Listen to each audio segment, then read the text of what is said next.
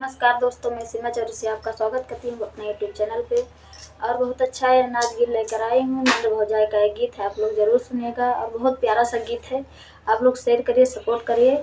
और गीत अच्छा लगे तो प्यारा सा कमेंट ज़रूर करिएगा आप लोग। धन्यवाद। जेकर ननदी खेलाड़ जिया जा रही दोसरा केहू का जाने। जेकर ननदी खेलाड़ जिया जा रही दोसरा केहू का जाने। जेकर ननदी खेलाड़ जिया जा रही दोसरा केहू का जाने। अरे 4 बजे सासू भरवई जगह में, 4 बजे सासू भरवई जगह में। धरा मुसाहिनिया के जैसन खटा में, धरा मुसाहिनिया के जैसन खटा में। अरे जेकर अंगूरी दबाने उहै जाने दोसरा केहू का जाने। जेकर अंगूरी दबाने जिया जा रही दोसरा केहू का जाने। जेकर अंगूरी दबाने जिया जा रही दोसरा केहू का जाने।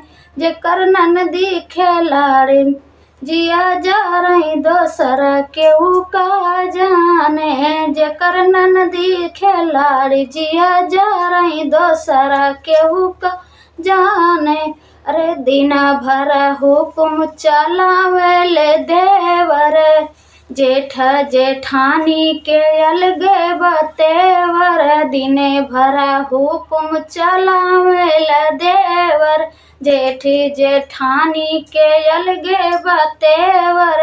अरे जेकर फाटै कपार वह जाने दोसरा केहू का जाने। जेकर फाटै कपार वह जा दूसरा केहू का जाने। जेकर ननदी खेलाड़ जिया जा रही दूसरा केहू का जाने। जेकर ननदी खेलाड़ जिया जा रही दोसरा केहू का जाने। जेकर ननदी खेलाड़ उहै जाने दोसरा केहू का जाने। जेकर मर्दा खेलाड़ उहै जाने दोसरा केहू का जाने। जेकर मर्दा खेलाड़ जिया जा दोसरा केहू का जाने।